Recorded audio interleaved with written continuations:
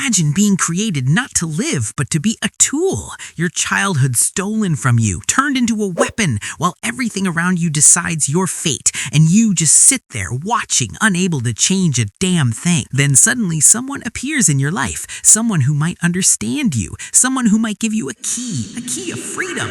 But is that choice even real, or is it just another illusion like everything else? Can love be real even if it started as manipulation? Is searching for meaning in a life full of injustice and absurdity just bullshit?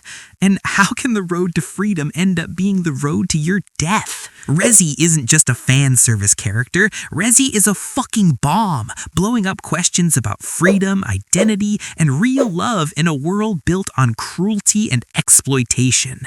Okay, calm down and let's see how today's victim life went. Reze is an orphan who was taken as a small child into a secret Soviet government program. The goal was turning children into super soldiers, or more accurately, obedient human weapons for the state. The little girl tortured, subjected to horrifying experiments, implanted with the bomb devil, and turned into a lethal killing tool at a very young age. Reze never went to school, never lived a normal childhood, and that's the one thing she shares with Denji, the thin thread that would make her question everything. Reze was sent to Japan on a clear and simple mission: steal Denji's heart. Literally. And it was easy as hell for her. A smile here, a joke there, and the idiot fell for her hard. The plan was going perfectly until the fucking shark showed up and ruined everything. After that, we got one of the longest fight scenes I've ever seen, but I'm not going to talk about the movie's events today. Today is about Reze. There are two versions of Reze that a lot of people fail to separate. Reze the weapon is skilled, manipulative, a professional liar, and terrifyingly powerful. Reze the human is a girl who never went to school, never lived a normal life.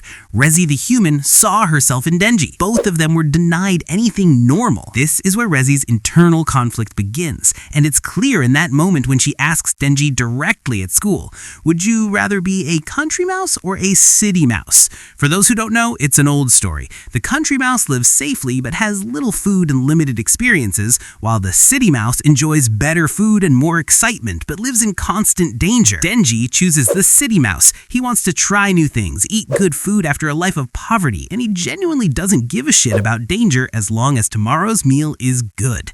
And this is the exact opposite of Reze's beliefs. Reze wants to be the country mouse. She wants safety, a quiet, simple life away from violence.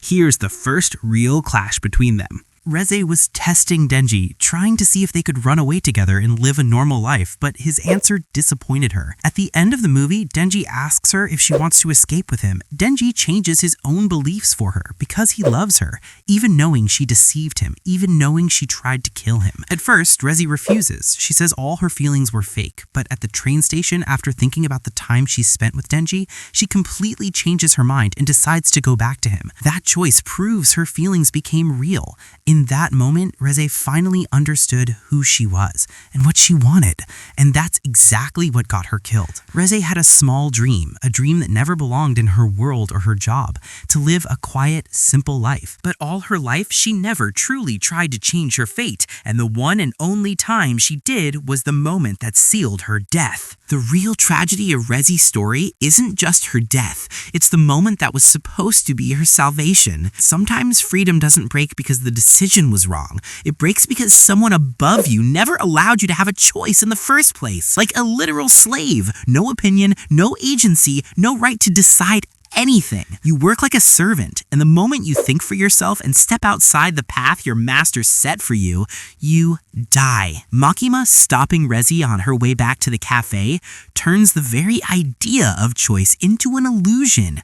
It's not just Reze who got killed. The entire alternate future was buried with her. Before killing her, Makima tells Reze a twisted version of the country mouse story, a version we never heard before. Makima says she also likes the country mouse, not because of peace or safety, but because she enjoys watching the annual extermination of mice in the fields. In other words, Makima tells Eze, "I'm the predator and you're the prey. I'm the cat that's going to eat you. Game over." Makima is the danger itself. She devours both mice, the country and the city. This scene isn't just a murder, it's the execution of freedom itself. Reze was seconds away from reaching Denji, seconds away from escaping, seconds away from living the life she always dreamed of. But Makima, the embodiment of absolute control, turned that dream into an illusion. What hurts even more is that Denji was waiting for her with flowers and she never comes. To this day, Denji believes she ran away without him,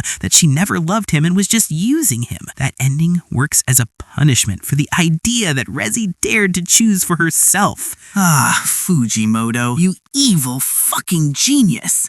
Okay, calm down again. Something else I noticed, Reze wasn't the only one struggling in this movie. Denji was in a serious conflict too. Denji chooses to be the city mouse and he doesn't care about danger because he's lived in danger his entire life. To him, danger is normal. Pleasure is what's new. That's why he chooses the city mouse. But here's the irony. Denji doesn't actually want to be the city mouse. Deep down, Denji wants a country mouse life, love, stability, real relationships. But he doesn't know how to express it. He's lost between his desire for instant gratification and his deeper need to belong. Reze and Denji were turned into living weapons, not people, just tools for governments. Their value comes from productivity and militarized usefulness, not humanity. This is a brutal critique of capitalist and militarized societies that define people by their function, not their emotions or dreams. Another major theme the movie handles beautifully is absurdity and the search for meaning. Denji is constantly searching for meaning. First, he just wants food and survival, then love, then protecting people he cares about. Reze is searching too. She wants to live as a human, not a weapon. That search for a normal life is really a search for meaning in a cruel, insane world. The moments she shared with Denji, swimming, school, the festival, were moments of meaning creation. For the first time, Reze felt her life had value beyond killing. For me, the most important idea the movie explores is the dilemma of victim versus perpetrator. Why did I sympathize with Reze after everything she did? Why did I feel sadness and pain for her even after she slaughtered thousands of innocent civilians in such a brutal way? Because Reze is both a victim and a criminal. She's a victim of the Soviet Union, but she's also a perpetrator for killing countless innocents. That raises the moral question. Do we hold her fully accountable even if she was forced? Modern philosophy says morality isn't black and white. Reze is responsible for her actions, but her tragic circumstances lessen that responsibility. That's what makes her human and complex, not just a shallow, generic villain. In the end, Reze is a perfect example of how deeply written human characters can leave a lasting impact despite limited screen time. She's not just a waifu or fan service character.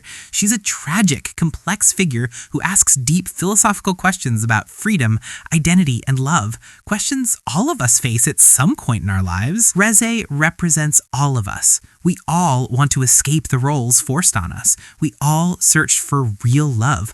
We all fear betrayal. And we all dream of a simpler, more meaningful life. Reze is the mirror where we see our weakness and strength at the same time. And in the end, her philosophical message is clear. Even if the world is cruel and endings aren't always happy, the moments where we choose love and freedom, even if they fail, are what give our existence meaning.